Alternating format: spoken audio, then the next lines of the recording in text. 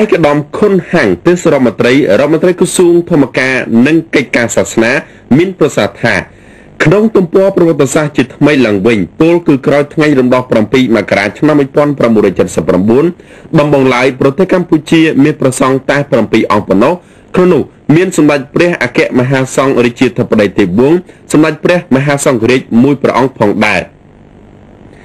ឯកឧត្តមទេសរដ្ឋមន្ត្រីមានប្រសាសន៍បញ្ជាក់បន្ថែមថាក្រោយពីការអាក់ខានក្នុងព្រះភ្នោះមួយរយៈក្នុងរបបប្រល័យពូជសាសន៍ប៉ុលពតព្រះភិក្ខុទេពវង្សបានសាងព្រះភ្នោះជាបព្វជិតព្រះពុទ្ធសាសនាឡើងវិញព្រះអង្គបានក្លាយជាព្រះឧបជានិងជាសម្ដេចព្រះសង្ឃរាជព្រះអង្គបានបបួសកុលបុត្រខ្មែរជាបន្តបន្ទាប់រៀងរហូតមកក្នុងមួយជីវិតរបស់ព្រះអង្គបានបូជាកម្លាំងកាយចិត្តយ៉ាងធំធេងចំពោះព្រះពុទ្ធសាសនានិងបានធ្វើឲ្យព្រះពុទ្ធសាសនានៅកម្ពុជាមានការរីកចម្រើនជាបន្តបន្ទាប់យ៉ាងឆាប់រហ័សហើយព្រះពុទ្ធសាសនាបានក្លាយទៅជាសាសនារបស់រដ្ឋដោយមានប្រជាពលរដ្ឋជាង 95% គោរពប្រតិបត្តិនៅក្នុងព្រឹត្តិពិធីដ៏មានអត្ថន័យដ៏ឧត្តមរមនេះបន្ទាប់ពីឯកឧត្តមមិនខិនរលេខាធិការក្រសួងធម្មការនិងកិច្ចការសាសនាអនុប្រធានអចិន្ត្រៃយ៍និងជាអគ្គលេខាធិការគណៈកម្មាធិការរៀបចំបុណ្យជាតិនិងអន្តរជាតិអាននៅព្រះក្រិតតែងតាំងសម្ដេចព្រះអគ្គមហាសង្ឃរាជាធិបតីទេពវង្សសម្ដេចព្រះមហាសង្ឃរាជនៃព្រះរាជាណាចក្រកម្ពុជាដែលឡាយប្រហោះដោយព្រះមហាក្សត្រនៃព្រះរាជាណាចក្រកម្ពុជារួចមក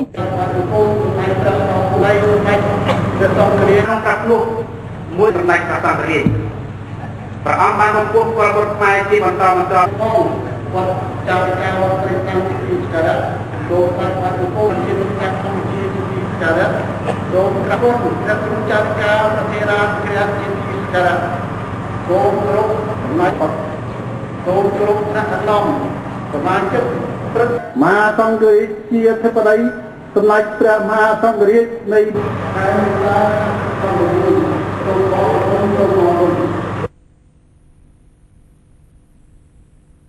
ណាឡើងបានបំពោះពលរដ្ឋខ្មែរជាបន្ត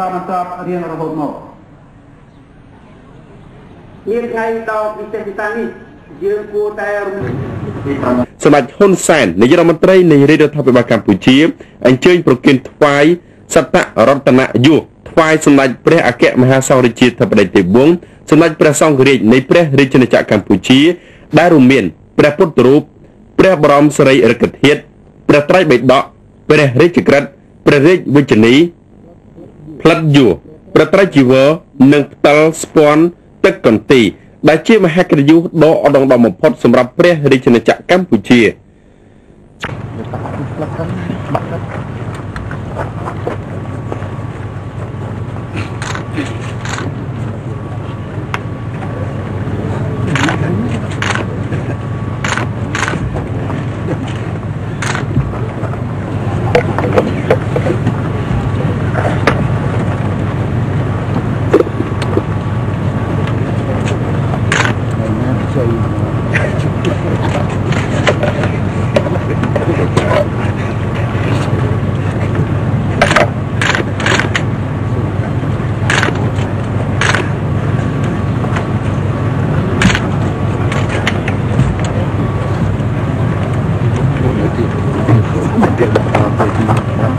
សម្ដេចហ៊ុនសែននាយករដ្ឋមន្ត្រីនៃរាជរដ្ឋាភិបាលកម្ពុជាអញ្ជើញមកប្រសាសន៍សមាសនាទៅកាន់អង្គពិធីក្នុងខ្លឹមសារដូចតទៅ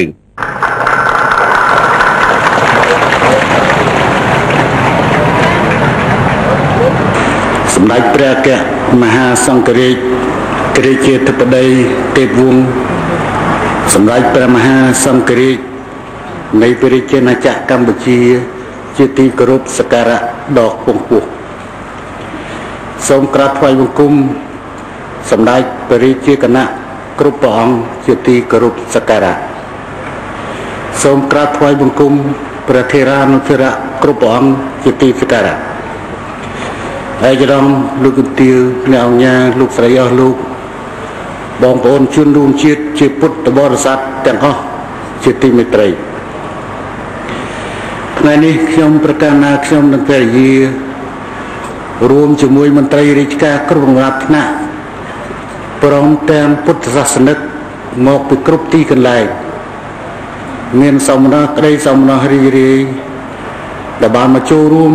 ជាមួយបដិជគុណព្រះសង្ឃគ្រប់ព្រះអង្គដើម្បី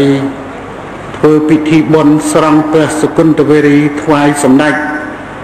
ព្រះមហាអគ្គមហាសង្ឃរាជាធិបតីសម្ដេចព្រះមហាសង្ឃរាជទេពវង្សនៅក្នុងឱកាសនេះក្នុងនាមរាជរដ្ឋាភិបាលនិងក្នុងនាមពុទ្ធបរិស័ទទាំងអស់ខ្ញុំប្រកាសថាខ្ញុំសូមយកឱកាសនេះដើម្បីថ្លែងជូននៅការដឹងគុណយ៉ាងជ្រាលជ្រៅចំពោះសម្ដេចព្រះមហាសង្ឃរាជទេពវង្សដែលព្រះអង្គបានបូជាបជនអស់មួយបជនរបស់ព្រះអង្គដើម្បីបូជាចំពោះព្រះពុទ្ធសាសនាខ្ញុំប្រកាសថាខ្ញុំសូមយកឱកាសនេះដើម្បីថ្លែងអំណរព្រះគុណចំពោះព្រះមហាក្សត្រនៃព្រះរាជាណាចក្រកម្ពុជាសម្ដេចព្រះបរមនាថនរោត្តមសីហមុនីដែលព្រះអង្គបានបរិជ្ជទាននៅបរិជ្ជកិច្ចតែងតាំងសម្ដេចព្រះអគ្គមហាសង្ឃរាជធិបតីសម្ដេចព្រះមហាសង្ឃរាជនៃព្រះរាជាណាចក្រកម្ពុជាដែលកិត្តិយសដែលជាកិត្តិយសដ៏ធំធេងមិនគ្រាន់តែសម្រាប់សម្ដេចព្រះមហាសង្ឃរាជទេពវង្សប៉ុណ្ណោះទេក៏ប៉ុន្តែក៏ជាកិត្តិយសនៃពុទ្ធបរិស័ទនៅក្នុងព្រះរាជាណាចក្រកម្ពុជាបើពិនិត្យឡើងវិញនៅក្នុងប្រវត្តិសាស្ត្រជាង27ឆ្នាំកន្លងផុតទៅការចាប់ផ្ដើមពីបាតដីទទេហើយឈានមកកាន់ស្ថានភាពមួយដែលយើងមានជាង4វត្តអារាមនៅទូទាំងព្រះរាជាណាចក្រកម្ពុជានិងព្រះសង្ឃជាង 60000 អង្គអាចចាត់ទុកថាជាដំណើរការរីកចម្រើនមួយមិនធម្មតានៅក្នុងទឹកដីដ៏អណោយអាថមនិងកំសត់របស់យើងបន្ទាប់ពីរបបបល័យពូជសាសន៍បានផុតរត់ទៅខ្ញុំប្រកាសថាខ្ញុំពិតជានៅចងចាំបានថាកាលពេលដែលខ្ញុំប្រកាសថាខ្ញុំនៅអាយុ27ឆ្នាំក្នុងឋានៈ